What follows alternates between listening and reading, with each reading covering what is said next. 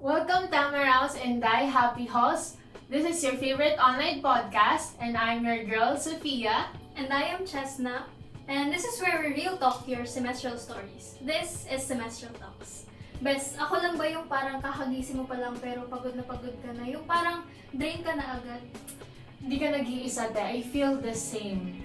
Piling up deadlines, long nights, and may presentation pa kinabukasan. At hindi lang naman yan, syempre may responsibilidad din tayo bilang anak at kapatid.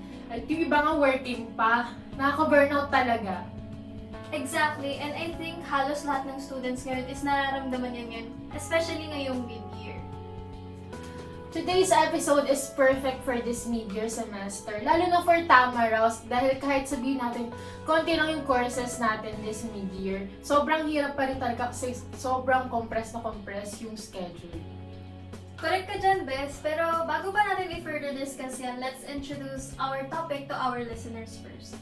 Do you know what burnout is? I'm not talking about the song, pero it's the feeling that you get from exhaustion from overworking.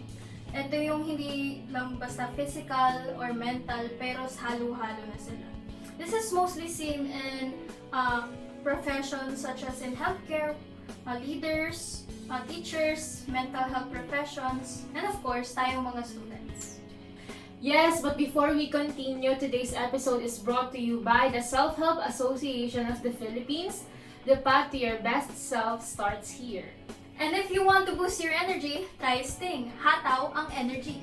Lastly, a big thanks to Campus Cafe, the cozy spot on campus where you can grab your favorite coffee, snacks, and a comfy corner to recharge. It's the current season of mid-year, or what I call the month of mayhem. And I think we can all agree naman, no, bestie, since this is the craziest semester for all of us. Tight schedules, stress from deadlines, and you can't even get a proper sleep. Exactly, bestie. We can all feel it. Do you know where the word burnout came from? Saan yan, te? Actually, the term burnout was first coined in the 1970s by American psychologist Herbert Freudenberger. He used to describe the consequences of severe stress and high ideals in what we call helping professions like doctors, nurses, who eventually became exhausted and detached and burnout due to their work environment. This is as per the National Center of Biotechnology Information in 2016. Since then, the term has been used in many professions. And now, according to the World Health Organization, burnout is officially recognized as an occupational phenomenon caused by an unmanaged chronic stress. Wow, interesting naman. Who would have thought people would discover that working too much was unhealthy? Kahit hindi ka nasa medical field, parang lahat tayo feeling drained emotionally, mentally, and physically. I guess the people who work too much eventually experience it and related it to the physical and mental effects of overworking. Interesting. But on another note, let's not forget to introduce our guests for today. Of course, bestie, how could we forget to introduce our esteemed guests? Let's first start off with our fellow nursing students like us. First with Miss Justin, Miss Angie May, from Department of Pharma, Miss Carissa, and our campus psychologist, Miss Eliza. So welcome to Semestral Talks. How has your day been, Miss Justin? It has been great so far, and thank you for having us here. Masaya kami na makasama kayo ngayon as part of our podcast today. It's an honor to be here. Yes, we're grateful you invited us. Yeah, I'm very glad. So you're all welcome. So since you just got here, our topic for today is burnout. Yes, and alam ko bilang mga students, alam ko na experience nyo na rin to, right?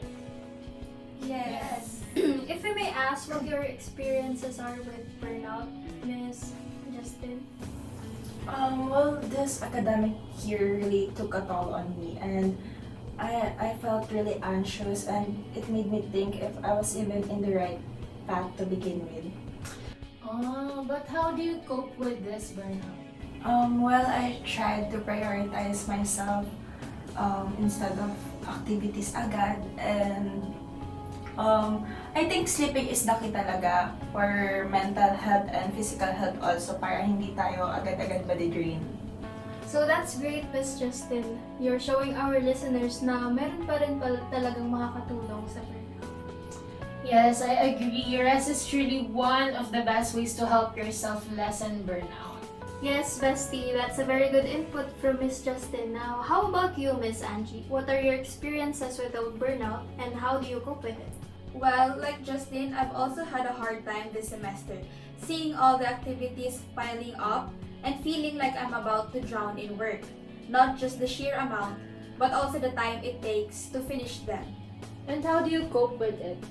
I deal with it by arranging the work from what I can easily finish to the hardest for me.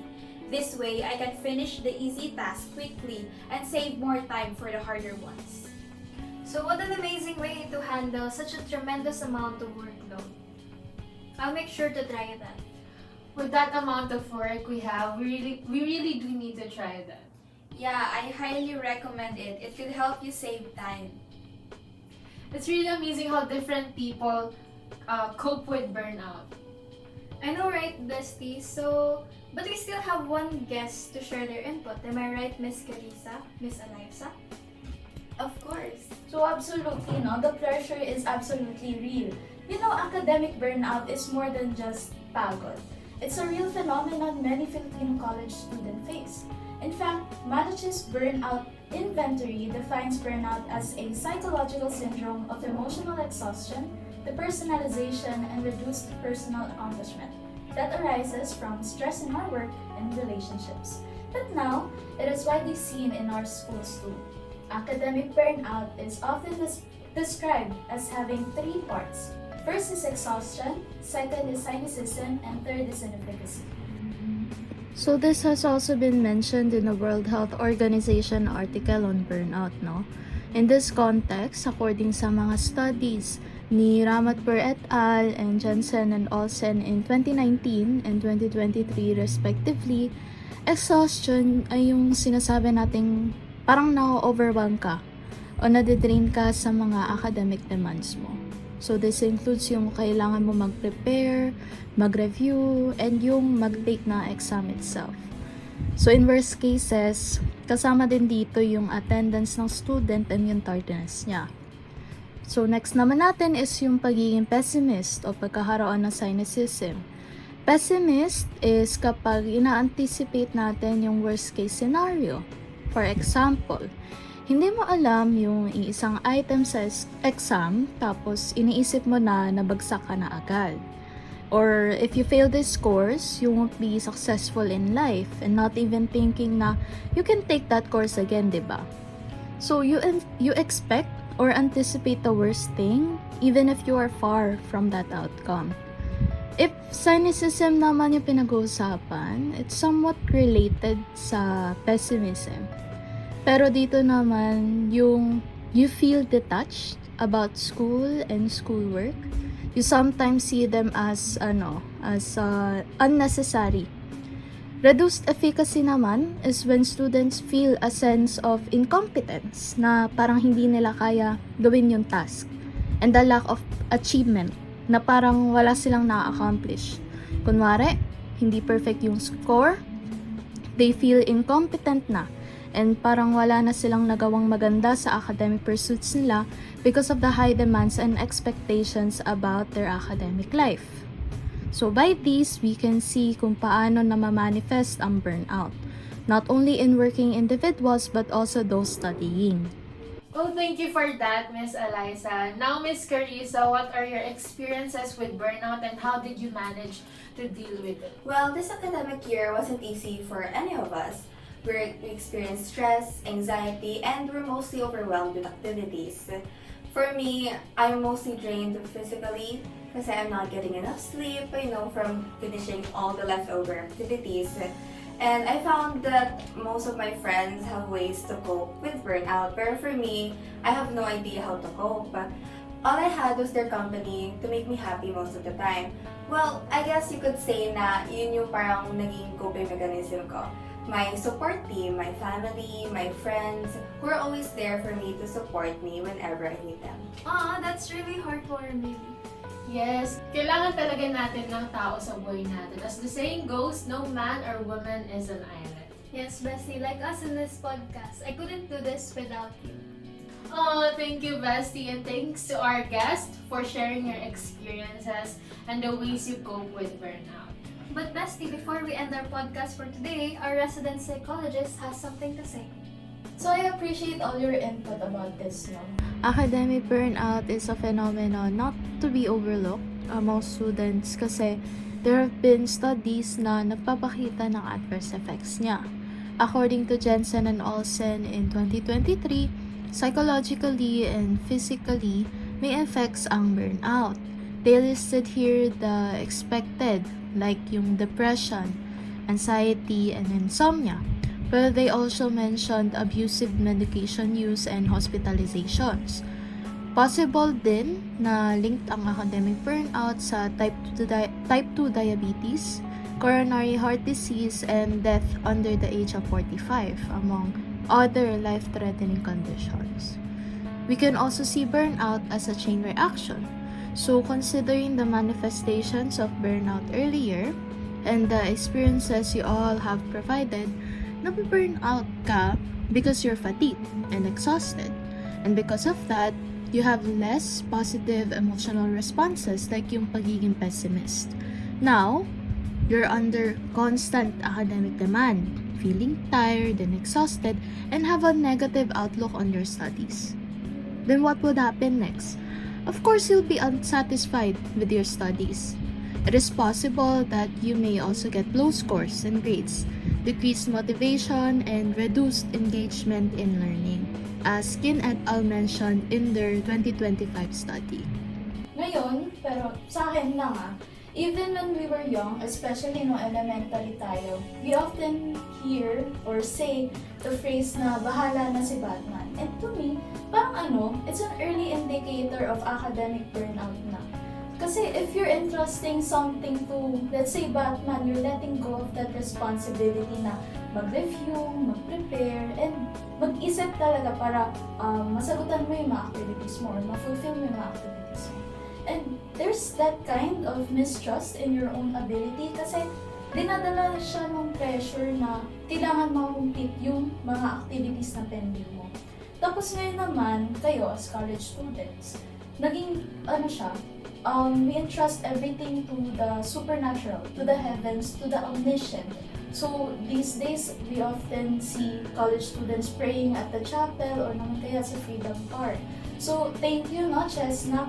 And I just want to end this podcast by saying, if you're feeling exhausted, unmotivated, or just not like yourself lately, please know that you're not alone. Burnout isn't a personal failure, it's a signal that something about you needs attention, care, and adjustment, not judgment. Remember that recovery from burnout starts with your permission.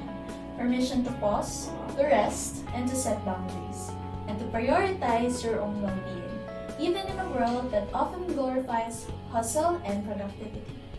Take a moment today to check in with yourself. What do you need? Not just to keep going, but to feel whole again.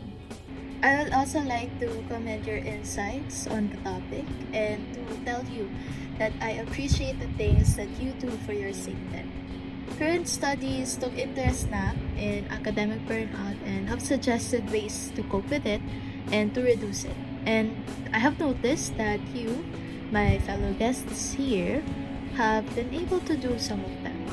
So, since burnout is our response to chronic stress, we must find ways to cope with that. So una is yung pag-take natin ng breaks in between tasks and keeping in mind our capacity and what and how much we can bear.